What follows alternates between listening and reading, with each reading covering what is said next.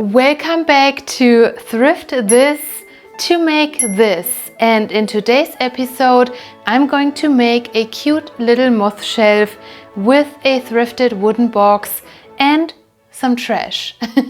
I am currently so obsessed with moths because I think they are adorable and so cute. I even convinced co-workers of that fact because they didn't believe me. And so I showed them a picture, a close-up image of a moth and its cute little face, and they converted. And now they love moths and think they are cute, which makes me so happy. But I ventured into the thrift store yesterday and I found the most perfect little wooden tea box for the idea that has been in this head of mine for a very long time. And I'm also planning a teeny tiny makeover, so I wanted to start crafting things that would fit this little corner in my home that is literally the only place that I can do a makeover. So yay, let me show you the shelf. Okay, so this is the little wooden tea box that I thrifted yesterday, and actually another woman was looking at it and I saw this scene from the corner of my eyes and I saw the tea box and I was like, wait a second, it is perfect for this thrift flip. So I thought, no, don't take it. And she put it down and I was like, thank you, thrift fairies. And so we got the box. And as you can see, it is perfect for this idea because it already has the little shelves inside. And yeah, let me show you what I have planned to turn this into a whimsical little moth shelf. Let's go.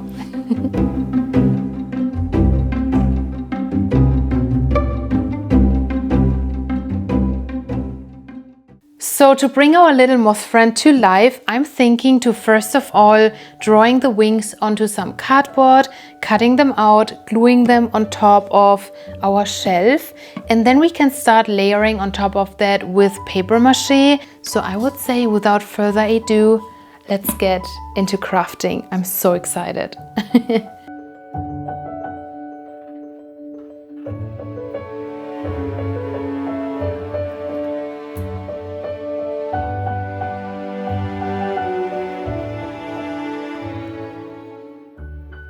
Now that we know how our new woodland fairy friend shall look like, let's choose the secret ingredients, shall we?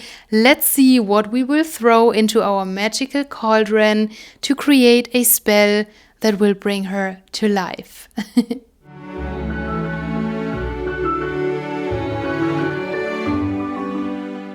This spell requires some newspaper in the tiniest shape and form, PVA glue and joint compound, and a drop of water. Or never mind, because it said to not mix the joint compound with water and I just read it afterwards. And then I started adding this mixture onto my cardboard and building a sturdy structure. Okay, so now that we have the wings of our moth, we need to sculpt her body, and for that I'm simply going to use some trash, aka thicker paper that was sent to me in a package, and I am going to create the body with that because I do think it is much faster and easier to do so than using aluminum foil. So let's bring her little body to life.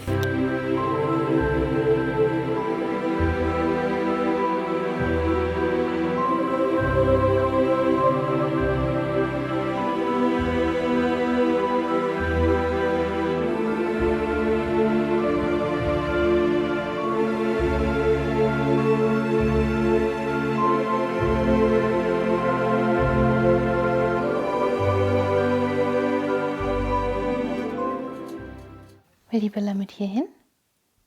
Good morning. Okay, so it is the next day and unfortunately our girl is not fully dried yet, which is a bummer because I wanted to upload this video tomorrow on Sunday and this is not going to happen because I cannot paint when everything is still wet, and I also think I have to do another layer to kind of define the wings more, and so I also ran out of joint compound and acrylic paint and PVA glue, so I had to do an order, and now I'm waiting like for the package to arrive.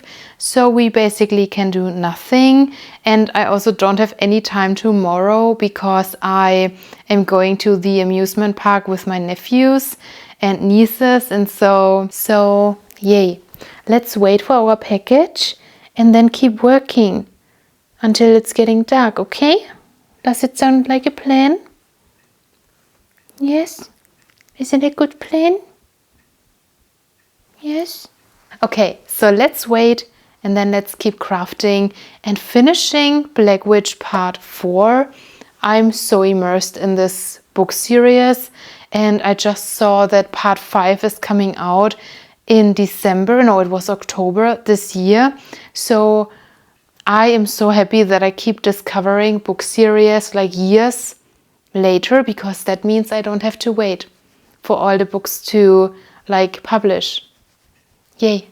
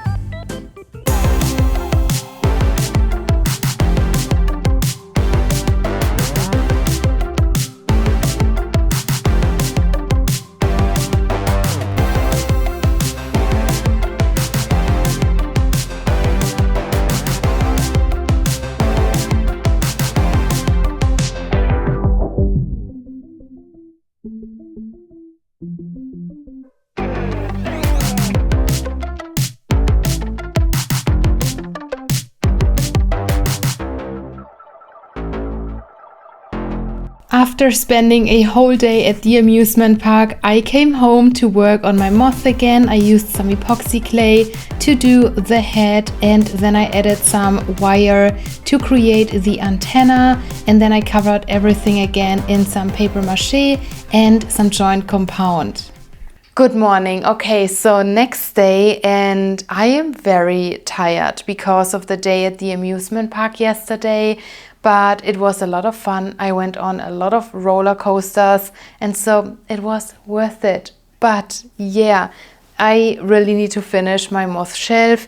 And so this morning I already started creating another layer to give it more dimension. So I did the upper wings with joint compound, and I feel like the first batch that I got was already old because the second layer was so smooth, and I felt like I was doing like a cake. It was so much fun. So I feel like the first time I received a batch that was not so good anymore.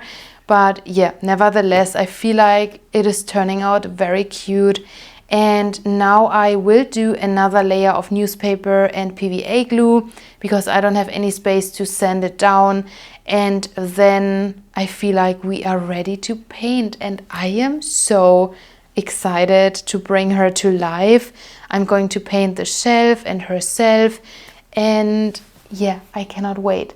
There is one thing I messed up which I did not think before, so now you literally have to take off the shelf to open it, which is okay, it's not a big deal, but we learned a lot. Again, I feel like every project that I do is a learning process, and so yay, let's give her some time. Let's wait until she is dry, then let's paint her and let's do the final reveal. I cannot wait to show you. And after everything was completely dry, I started painting. Of course, the lunar moth has a light green, and then after the first base, I kind of went in with different shades of green. I also painted the little circles and the yellow tips of the wings. I am not the best at acrylic paint and making it look realistic yet, but I'm working on it, and it was a lot of fun, and that is all that matters in the end.